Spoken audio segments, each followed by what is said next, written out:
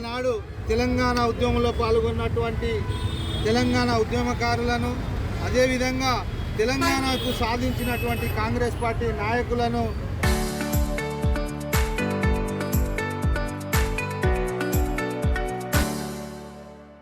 మరియు తెలంగాణ సాధకులందరినీ అవమానపరిచే విధంగా దేశ విభజనను సంబోధిస్తూ నిన్న పార్లమెంట్లో ఏ విధంగానైతే తేజస్వి సూర్య పార్లమెంట్ సభ్యుడు వారు చేసినటువంటి ఆరోపణలను కాంగ్రెస్ పార్టీ తీవ్రంగా ఖండిస్తుంది.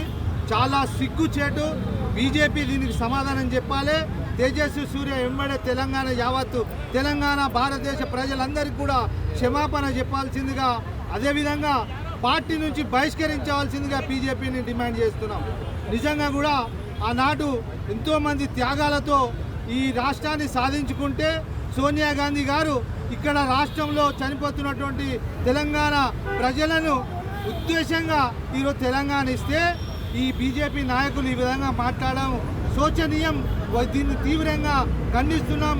దీన్ని వెంబడే మేము ఈరోజు పోలీస్ స్టేషన్లో కూడా ఫిర్యాదు చేస్తున్నాం.